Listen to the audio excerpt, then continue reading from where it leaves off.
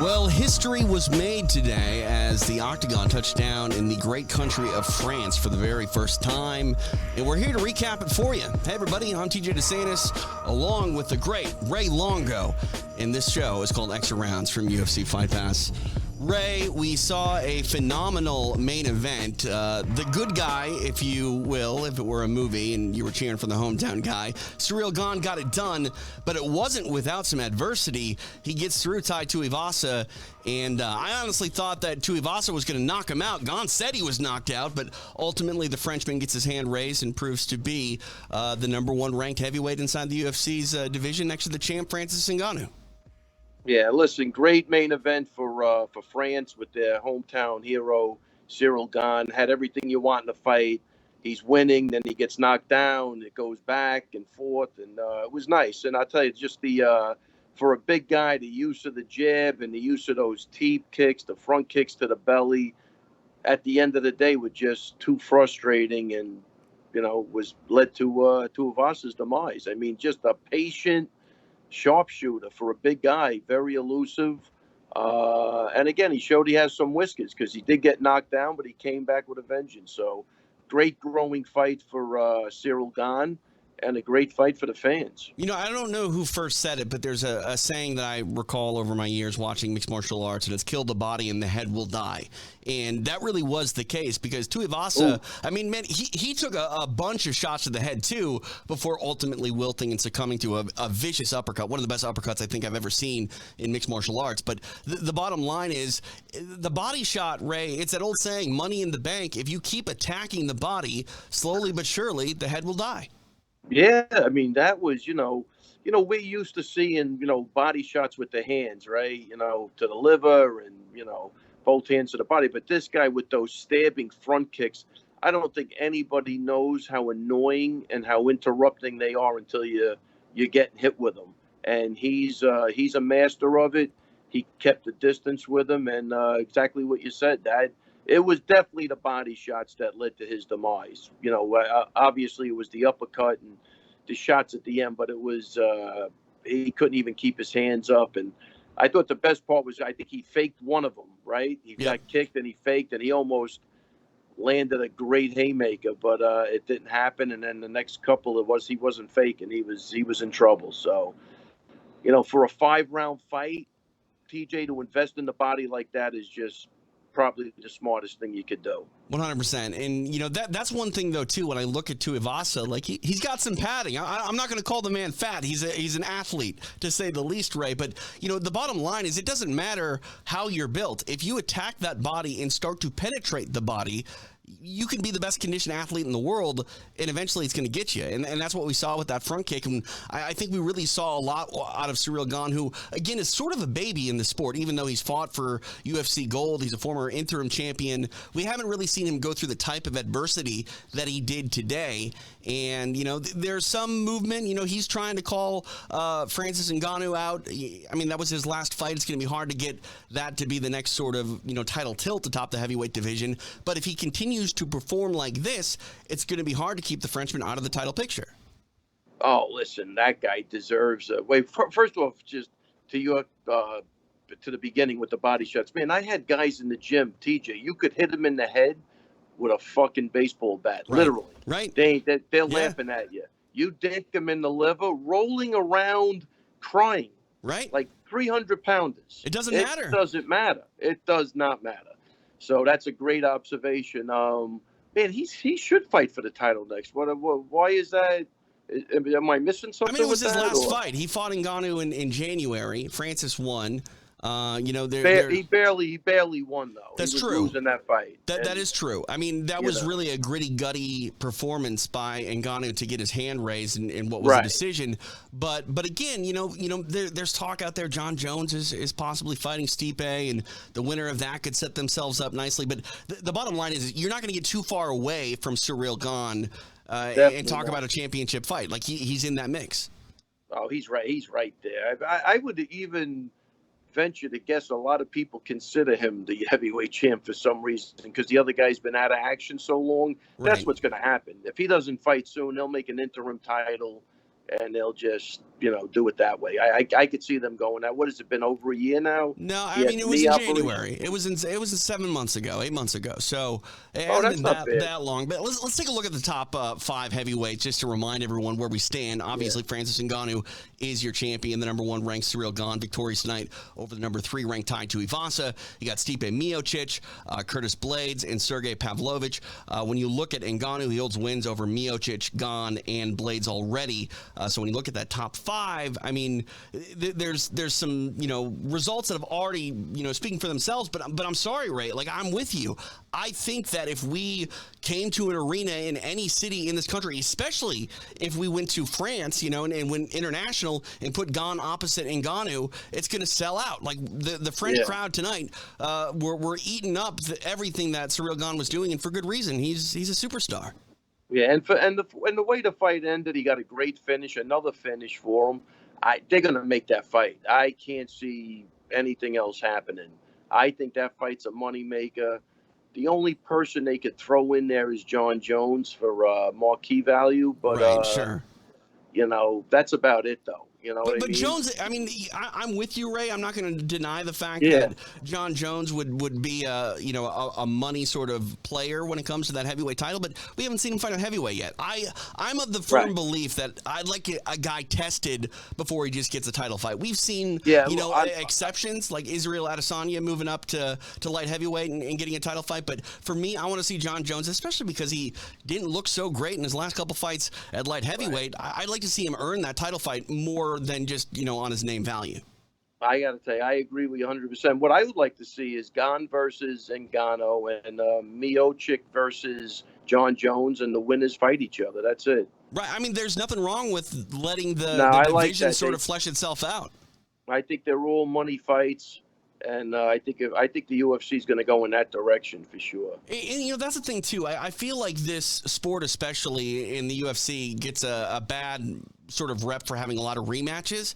But some rematches just make sense. And it's not like we're trolling out a guy that, lost definitively to the champion. Right. And there's just no one else. Like, Ciryl Gane was very, very competitive. And again, it was a gutty, gritty performance by Francis Ngannou. And that's the other thing, too, here, is we see Ciryl Gane active. Ngannou doesn't really have a return date on the docket. So that almost makes me, like you say, feel that Ciryl Gane is more, able to say, look, I'm the best that this division has to offer the champion, so why not make it?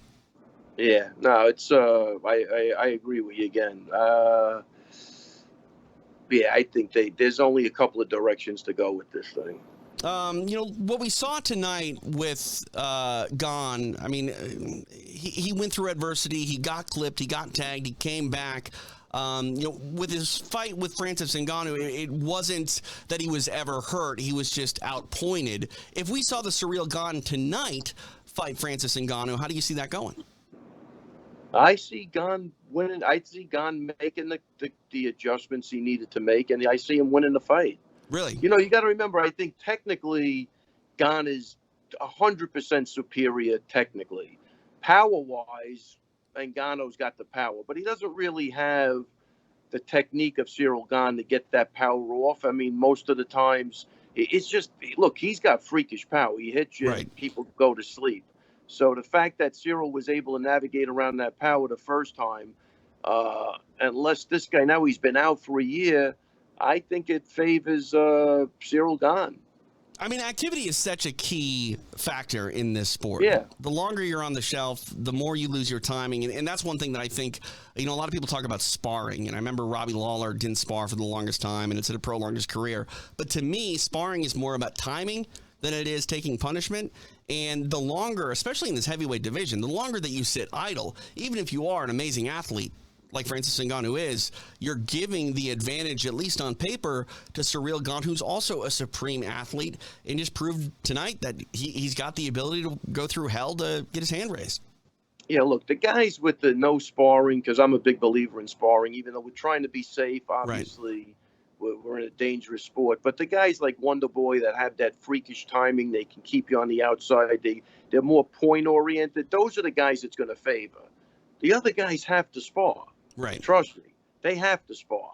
And, the better you are, the more experience you have, yeah, you could cut it down. But if you're a guy coming up the ranks and you think you're not going to spar and go in there, I think that's total insanity, you know, and that's what happens. So you get guys that make statements like that, and then you get young guys thinking that it applies to them. And meanwhile, you look at Robbie Lawler, the guy's been around for 20 years. Yeah. I mean, think about it. You know, Yeah. the kids that are listening to him weren't even born when he started fighting. It's true. So, you know what I'm saying? Yeah. So if you tell me Robbie Lawler never sparred back when he was 19 or 20, Well, that's crazy. yeah, that would be crazy, Yeah, right? no, So that he wasn't has the every case. right. He has every right to say it. He's been around for long enough. He can say whatever he wants. Right. But for the young, you know, you need that timing, though. You know what I mean? And it's got to be done the right way. And I'll tell you, that's going to be where the advantage is going to go to a lot of these guys. You know, sitting out. You know, like again, we could talk about this all day long. It's one guy's thought against another. Even like with the ring rust. Ring rust for some guys is real. For Dominic Right. Cruz, it might not be real. Not real for other Dominic guys, Cruz. It's all about what's in your head. Some Yeah. guys have to go through very hard camps to be at peace with himself when they walk in the octagon. Some guys don't. Right. You have to know your athlete. It's that simple. Yeah. And you got to make the adjustments. And I you think know? for I mean, you hit the nail on the head, basically saying, you know, what's good for one isn't necessarily good Without for a all. doubt. Every athlete is a little bit different, but I do think in this heavyweight division, Francis Ngannou, he needs to come back before Ciryl Gane becomes, you know, even more of a problem. Because again, a baby in the sport, 4 years in mixed Without a martial doubt. arts. So. And this is really the first damage he's taken that we've seen, right? Yeah, For the I most mean, part. yeah, he lost against Francis Ngannou, but he wasn't beaten. You know what I mean? No, like tonight, he got definitely beat not. up a little bit. That fight came down to like that reversal at the end Right. on the ground where they both looked like they were two blue belts at best. No, to me, that fight came down to the fact that Francis Ngannou had more experience at the highest level in mixed martial arts, and he made the proper adjustments to earn the decision, and that is invaluable. I'm not saying that he wasn't the better fighter that night and won on, you know, a technicality. No, he was a better fighter that night. But again, it comes down to what you've gone through as far as experience and what, you know, modifications you can make. And I mean, people were calling him, you know, Francis NCAA Ngannou because he wrestled that night. You know what I mean? And Francis Ngannou, who, again, is a savage of a man, I don't know if he walks through the body shots tonight that Ciryl Gane was putting on Tai Tuivasa. That would be a tough assignment for anyone. Here's Ray Longo. I'm TJ DeSantis. This is Extra Rounds here from UFC Fight Pass. Appreciate you watching on this Labor Day edition. It is a holiday weekend. We appreciate you spending some time with us. If you got a question here live on Twitch, you can drop it in the chat. Our producer Frankie will give it to us, and we can answer some questions. Let's talk about our co-main event because this was another phenomenal fight. We saw the former middleweight king Robert Whittaker take on the number 2 ranked Marvin Vettori, and the Reaper reigned supreme. It was a fight where some people had Whittaker up in the first round. Others had Vettori. I thought it was a very close first round, but after that, we saw Whittaker sort of settle in and really take over. And by the third round, there was no doubt who was walking away with this fight. And that was Robert Whittaker. Your thoughts on the Reaper's work tonight here in Paris? Yeah, real simple. The way I view this fight, he was one step ahead of this guy all the time. Anytime he wanted to do something, he got beat to the punch. And he just started settling in. The other guy couldn't make the adjustments. And then, man, I thought that was a beautiful performance by Whittaker. Really one of his better tactical fights. And against a guy that could take it, he wobbled him a couple of times. I'm not saying he almost had him out, but he's never been out. So Whittaker, this was a big fight for him. This was a big fight for Vettori to make a statement. And he didn't do it. And Whittaker, I thought, just was a step ahead of him the whole fight. Yeah, you mentioned Vettori, who's incredibly durable. He showed off that granite chin tonight and was game. And this does a lot, I think, for Robert Whittaker, who, you know, got on the mic with Michael Bisping post-fight and said, look, I would love to fight for a title again. You know, going back to the previous meeting between Israel Adesanya and Robert Whittaker, it was a very close fight. Some people thought that Whittaker did enough to win that fight. It was the second, win for Adesanya over Whittaker. But to me, again, I don't want to harp on rematches, but the way Whittaker, proved to be in top form again tonight. Obviously, you got Adesanya taking on Alex Pereira, but Whitaker, I don't know if you have to make him fight anybody else to get the winner of that fight. If Pereira is somehow able to win, it's a no-brainer. You throw Robert Whitaker in there. But again, I don't know what more Whitaker would have to do necessarily to earn a third opportunity against Izzy, because that second fight was so incredibly close, and he seemed to pick up right where he left off, being competitive and proving that he's one of the best at 185.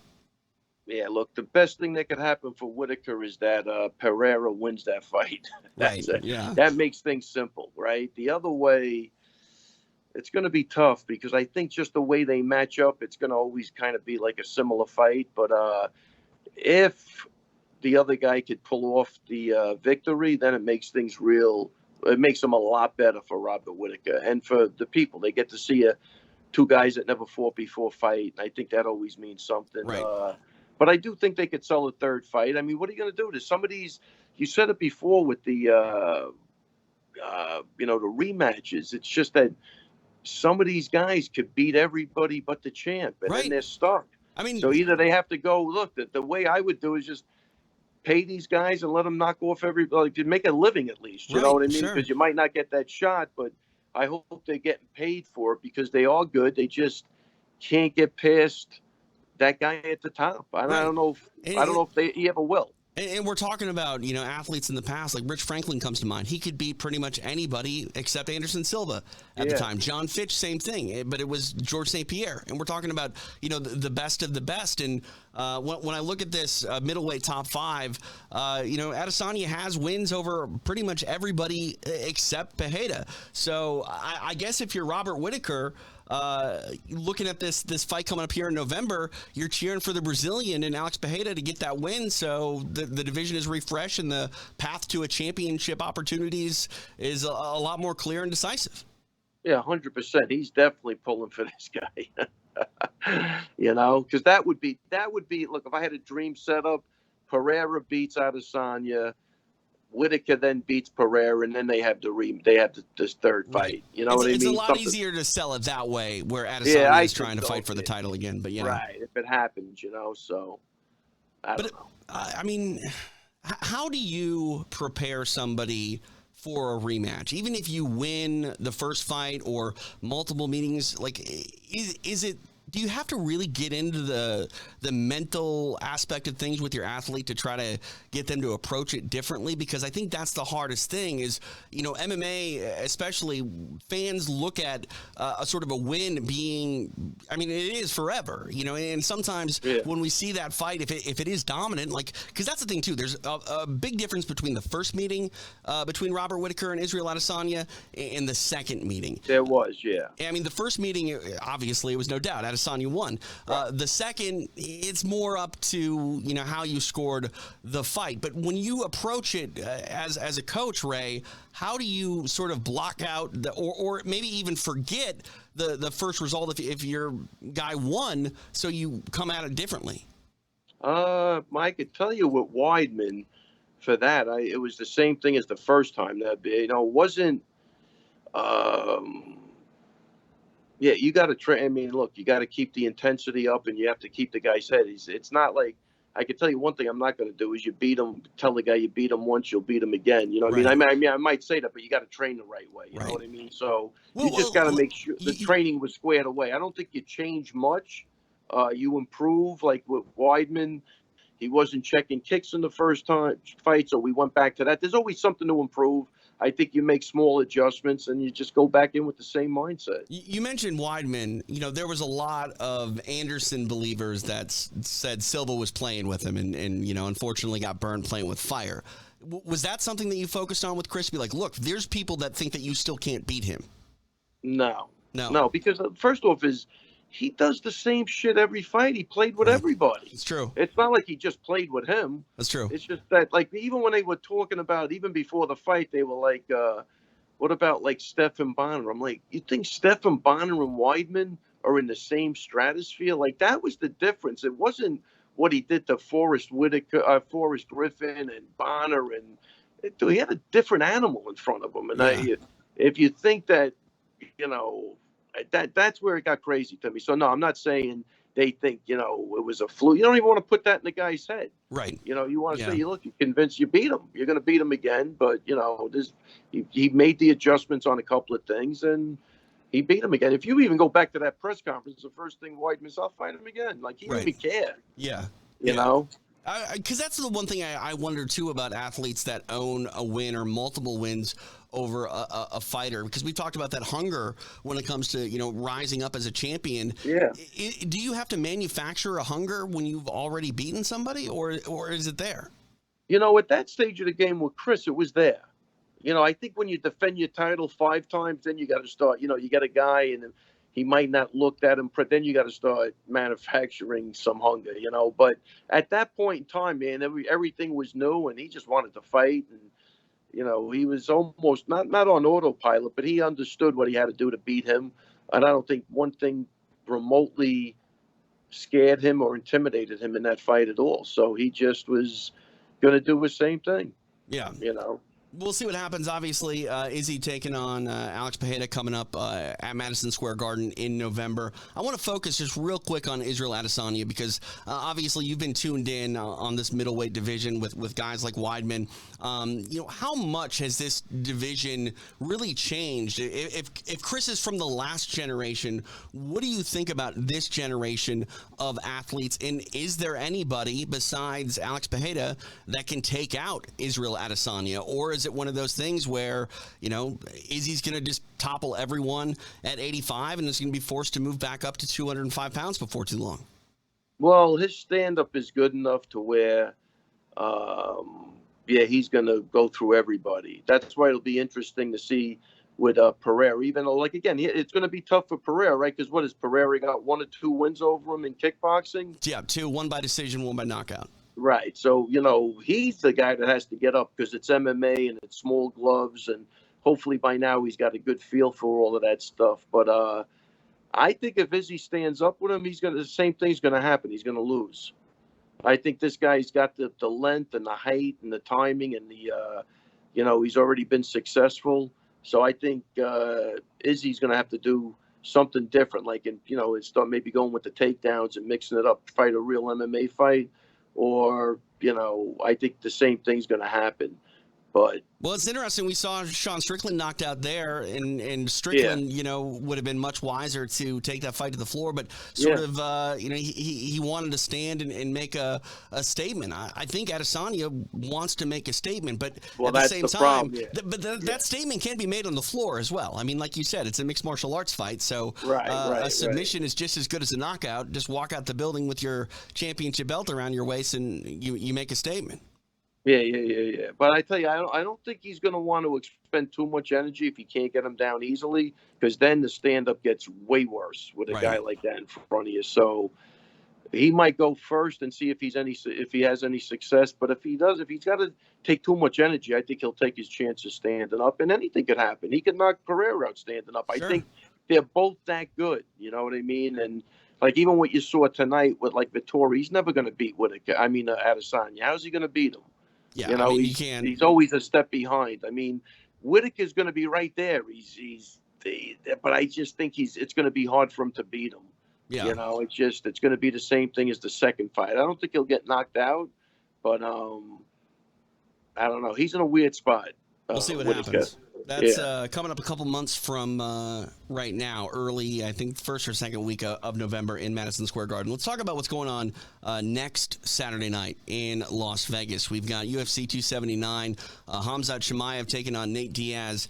It's a fight that I'm incredibly excited for a variety of reasons. Anytime Nate Diaz fights, it's electric. But Khamzat has been really a guy who's taken this sport by storm and is proven to become a star. But he's taken on a guy that I wonder where Nate Diaz's head is at. It looks like this is going to be his last UFC fight for the foreseeable future. I firmly believe he's going to come back and fight again eventually, because I just don't think that he ends his fighting career without fighting Conor McGregor. Long story short, I think he'll be back. But the bottom line is we see Nate Diaz taking on Khamzat coming up next Saturday night. Your thoughts, Ray? What can we expect, do you think, from Nate Diaz in a fight where stylistically it just doesn't look like it's a good one for him? Right. I think what you can expect in the fight is Chimaev takes him down, and Diaz, what he always does, he uses his jiu-jitsu for more defense than offense, and that probably looks like the fight to me. It would be great if. And Chimaev's got big power too. He's huge. Right. Nate used to fight at 55. I'm always going to be a Nate and Nick fan. You know what I mean? But it's almost like Nick's last fight. I hope that doesn't happen where he just can't take the punches anymore. And the one with Lawler, I think, was the fight. But I think you can never count Nate out. He's just that guy that you're pulling for, I think. And he's fighting a younger, bigger guy. I don't know. I just think he's gotta be able to stop that takedown to even be in the fight. And I think that's the problem. Going back to the last fight from Hamzat, we saw him, step up in competition and take on Gilbert Burns in a fight where Chimaev did look to gas. This is going to be a 5-round fight. So, we saw Nate drag that fight against Leon Edwards into the later rounds and had some success. And people thought that Nate was going to be able to pull off something really special there, but ultimately he did not. So my question is this. Is this one of those situations where, yes, it's a stylistic matchup that's not good for Nate, but does the advantage start to swing towards Diaz after that 15th minute? For what we've seen so far, 100%. Yeah, I think if I'm Diaz, I go with a survive first mentality, right? Survive first, then win. He can bring that into the 4th and 5th rounds, and even if the guy takes him down, he could just keep moving, making the guy work and tire him out that way. Try to get back to his feet, stay safe, and then try to unload in the 4th and 5th rounds. That would be my strategy going into that fight, based on what we've seen. Yeah. Plus the guy did have COVID. I don't know if he ever recovered from that. You know what I mean? I know guys in the gym that say, I just had a conversation today. Yeah, no, I feel better, but still he wasn't pushing the way he used to push. So who knows if that had any effect last time. But Chimaev did prove that he didn't fight with his head last time either. He gave Burns the fight that he wanted. So if he does the same thing with Diaz, Diaz is going to have the experience standing up. He's not going to have the power, but he will have the experience. Leon Edwards is a really good fighter standing up. Right. You know what I'm saying? So that's why it was a little tricky with that. But I think this guy's got power, but Diaz, he is tall. He's going to match him in height. So I don't know, like lengthwise, what that's going to mean, but I'm excited. Anytime Nate Diaz fights, I'm excited. What about the pressure factor? Because, obviously Hamzat is sort of lived in the limelight and really taking the sport by storm. But, it's different fighting a Diaz brother in the main event of a UFC. Granted, Gilbert Burns is a very good, competent fighter. But, stepping in against Diaz on this stage, are we going to see that, creep in at all for Hamzat? Or is he already to that level where he's immune to those octagon jitters? Well, I think the good news is last time I know his corner, because I think I spoke to him, they were very upset with that. He made that fight harder than it should have been. So I think that fight gives them the opportunity to go back and make those corrections and keep him in that game. I think this will be interesting. So what I'm looking for, will we see a more tactical Hamzat, or will we see a guy that just goes out there and starts swinging and wants to make a statement that way? I think you're going to see a guy that follows a game plan a little better this time. All right, we'll see what happens. That is the main event coming up next Saturday night. Also on that card, we will see Tony Ferguson move up to 170 pounds. He takes on Li Jingliang. It is interesting to see Tony Ferguson and where he is at. Obviously, he's not where he was atop the lightweight division a couple of years ago, and we started to see athletes, go through changes and try to find what isn't working and try to solve that. For Ferguson, the latest decision is to move up to welterweight. I'm curious how you see Tony with this extra weight, and if this is something that he can do and maintain for a prolonged period of time and make a run at 170. I don't think he can make a run at 170. That would be a stretch. But let's see. Let's see what happens in this fight. I really don't know. I'm not privy to his training camp and stuff. But, he's had so much damage done in the last 2 or 3 years that moving up in weight, hopefully it helps him with the weight cut and the ability to take punishment, maybe. but then you're fighting bigger guys that could dish out more punishment. Interesting fight. We'll know more after the fight, but I just hope he's all right because he hasn't. I think he's had trouble in a lot of different areas, and I don't know if this is the right thing to do, but we'll see. I think the fact that they gave him the leech that's his nickname. I That's think right. that's a good thing. Like he's not crazy everywhere, right? Right. He's probably I think this is a fair matchup at 170 for him. It's a good fight. It's a good, tough fight, Yeah, but still, it'll tell us a lot. Right. No, Yeah. I completely agree with that. I'm curious, for Ferguson coming off the knockout loss to Michael Chandler, people are hesitant to get hit once they've been knocked out in the way that Tony was. Is there a significant difference between the power you believe at 55 and 70? Because obviously it's 15 pounds. It's more than that, after weigh-ins. But are we going to see Ferguson be hesitant, and will that power be an issue because it's a heavier weight class? I don't know. I mean, no, he's a fighter, so Right. I'm going to say he's not going to. He's gonna. He's also a guy that's been dropped a lot too, right? Like it was almost a foregone conclusion that he would get dropped in fights. Not even like the last couple of years. That's what I always say. Like you go back to every fight. Yeah. Everybody had this guy on ice skates, and it's only a matter of time till you don't recover, right? And that's what we're seeing. He's not recovering like he used to recover. He would get knocked down, roll around 20 times, get back up, go back, and win the fight. Now it's all that shit's catching up. He's getting older. The only positive, I think, going to like Craig Jackson, I think they're cerebral enough to where they will devise a game plan where they'll try to keep him out of harm's way as much as possible with the game plan. Sure. I think they should be good at that. But is Tony the guy that can make those corrections? I don't know. Yeah. I also worry about I'm not saying that Greg Jackson and his team isn't a good team. It's a great team. It's one of the best that mixed martial arts has ever seen. But it doesn't mean that that's always the best move for every athlete. It's sort of one of those things. Like I can't remember who it was. I interviewed somebody years ago who made a camp change after being with a gym for like 5 or 6 years, and they said they simply just couldn't hear their coaches. I think it's a lot different than people expect sometimes. Even if you are a veteran who can hear their corner, when you make that change, a new team doesn't necessarily sing to you the way your old team did mid-fight. No, listen. First off, I don't like people switching camps. As a coach, that drives me nuts. Right. Because I know that there's certain people I couldn't help if, no matter what, it's all up to the athlete, right? Right. Like you hear this, this guy should go train there. This guy should. Now the guys, it's him. It's not where he's training. It's the athlete himself. I don't want to get specific with names. Sure. There's been times where, I know Rogan, you got to go here, you should do this. Right. I would go like this, not going to make a fucking difference. Right. It's just not. If you're a striker for 15 years and all of a sudden you go to Team Alpha Male, doesn't mean that you're going to shoot a blast double. Right. Yeah, right. Exactly. You know what I mean? It depends on where you're at in your career, what kind of connection you can make with everybody.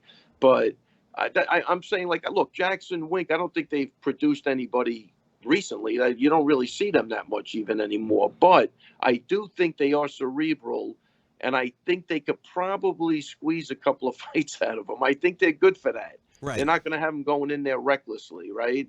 I think they did a good job with like Orlovsky when I thought Orlovsky was finished, right? They I think they should be good for that. So this will be interesting. Is he making a run at 170? No. Can he win a couple of fights? Hopefully, yes. The thing, though, too, about Tony Ferguson is the way that he fights at times is reckless, and that's kind of what makes Tony Tony. If you get him to be too conservative, that might limit his ability to be himself. Well, it'll limit his ability to be himself, but will it keep him out of danger also? Because this is what's happening now. He's too reckless, and that's what people were saying is that, he doesn't have any basics. You don't see like basic boxing out of the guy.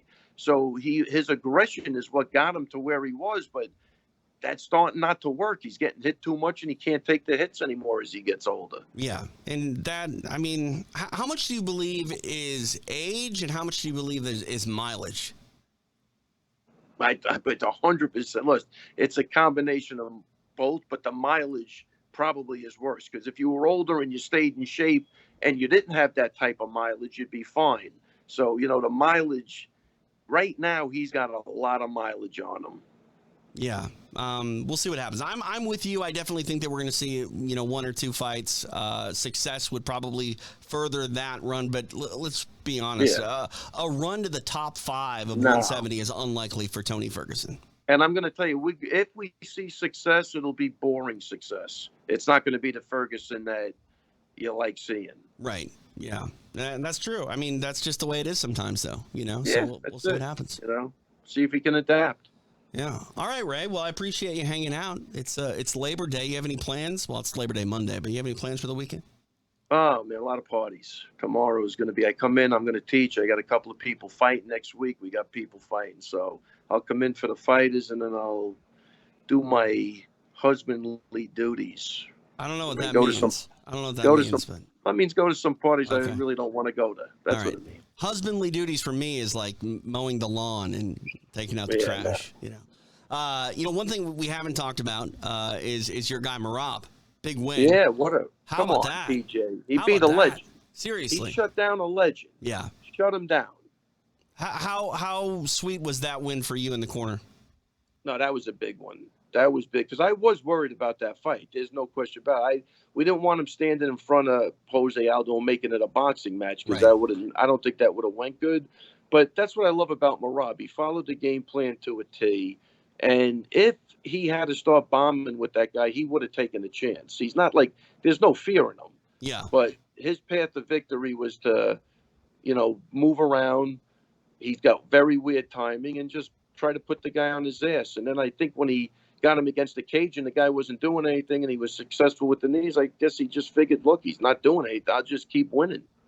We did see a couple of vintage Jose Aldo leg kicks. I saw a couple of those in that fight. I think we saw 2. Yeah. Hey, that's more than we've seen in like the last 5 years, Ray. Well, not vintage leg kicks, vintage calf kicks. Yeah, there you go. He was a good leg kicker, and I'm sure a great calf kick. Yeah, I think Jose Aldo right now wants that fight back in the worst way. I think he just didn't pull the trigger. He got caught up in not getting taken down and thinking that was maybe somehow winning him the fight. I don't know what he was thinking, but technically the guy did absolutely nothing. And I think that's hats off to Merab for making it look like that. This actually brings up something I wanted to talk about earlier in regards to Whitaker and Vettori. I don't think it necessarily would have made a difference, but when we see top 5 athletes fighting one another, I kind of feel, Ray, like we need to see them be afforded, 5-minute rounds. I know that those are saved for title fights and, main event situations, but when we're talking about, single-digit top 5 guys in the world, I kind of feel like we need to see them work for 25 minutes if they can't finish one another.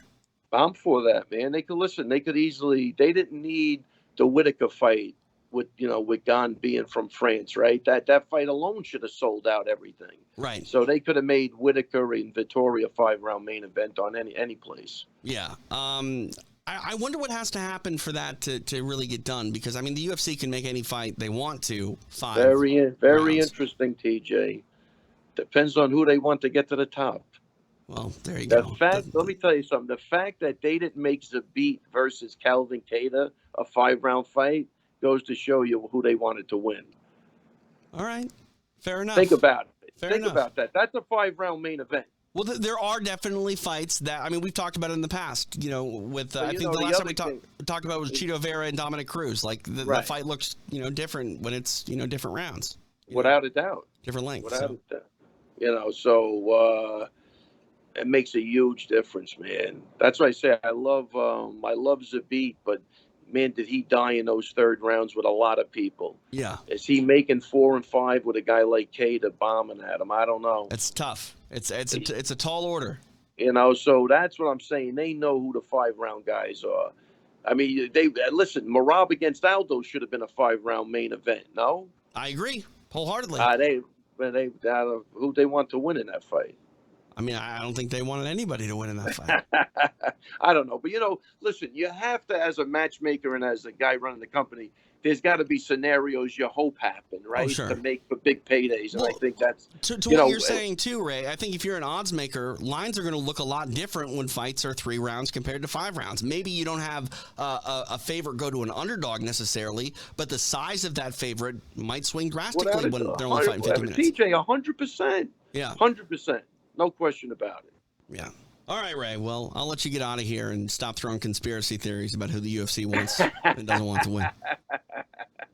All right, my man. Good Thank time. You, sir. Great fights tonight. Take it easy. Have a good one. Ray Longo, kind enough to join me here on Extra Rounds as he does pretty much each and every fight week when the UFC is in action. And don't forget, next week coming up, we've got UFC 279. Hamzat Chimaev taking on Nate Diaz. The Extra Rounds crew are going to be live on location in Las Vegas for that one. There's some more action headed your way tonight on UFC Fight Pass. I'll get you more details about that next. It's Extra Rounds right here on UFC Fight Pass. I always want to be somebody big in the sport. Full control by Amanda Nunes. She's going to finish. The first female Brazilian UFC champion. But I never thought I would be this huge. It's all over. I want to be remembered as the best MMA fighter in the UFC. She's incredible. The greatest of all time. Amanda, the Lioness Nunes. Fight, fight, fight, fight! We're coming to you from 3 floors below the Octagon with a show that's going to take a new look at some of the most insane moments in UFC history. This is probably going to ramp up slowly over time. And oh my God! This guy looks like if the local news had a magician on staff. Butterbean answering the age-old question, what if a thumb was a person? Yoga the Gathering? No, they're yoga trading cards. Trade you my mint condition Bikram rookie for your hot yoga future stars. Somebody! Most fun human centipede ever. Are these guys twins? No, they just dress like them. Weird, lame, right? Enjoy, guys. At UF Cuts, get ready to make a complete transformation. I asked for the Cheeto Vera. And I love it. Somebody call tech support? No. And you can take that to the bank. It's the Nosebleed. Submit to the comedy. That is a solid business model. Agreed. No notes. Head over to UFC Fight Pass and check out Podcast Central anytime on demand. You got offerings from the Anakin Florian podcast, Fitz Nation with Brent Fitzgerald, Octagon Side with John Gooden, Sex and Violence with Ashley Evans Smith, UFC Unfiltered, the original UFC podcast with Ray Longo's buddy Matt Serra and Jim Norton, The Lover and the Fighter with my old pal Dean Thomas, and of course, Extra Rounds. Speaking of which, I think it was last week or 2 weeks ago, we had sort of a special edition of Extra Rounds that was hosted by Bruce Buffer. I produce his podcast called It's Time with Bruce Buffer, and he had Paul Acosta on to talk about the big win over Luke Rockhold from a couple weeks ago. So go check that out. I believe it's also archived on the UFC Fight Pass Facebook page. Tonight at 7 p.m. Pacific, you can catch more live mixed martial arts action, this time from Uriah Faber's A1 Combat. It is A1 Combat number 5, emanating here from the great state of California. Faber entering the second part of his career, this time as a promoter, and it's pretty good stuff. Must-see TV, always over on UFC Fight Pass. So many live events are going down, whether it's mixed martial arts or boxing or combat jiu-jitsu or straight jiu-jitsu. We got you covered, so step into our world over at UFC Fight Pass. You can also check out the entire archive of Extra Rounds. As I mentioned, thanks for joining us on this holiday weekend. It is Labor Day. Appreciate you hanging out when you could be doing some other things, and now we're going to leave it to you to go do those other things, but do so responsibly. Don't drink and drive, don't be a dummy, and be safe. So we can all reconvene next week as we get ready for UFC 279, Chimaev versus Diaz, live from Las Vegas inside the T-Mobile Arena. Again, I'll be there live with Vanessa Demopoulos, breaking things down. An exciting night of action, to say the least, as we enter, is it the third quarter, or is it the fourth quarter? We'll go fourth quarter of 2022. I want to thank Ray Longo for hanging out, breaking down all the action emanating from Paris, France. If you missed any of this broadcast, please make sure you go check it out.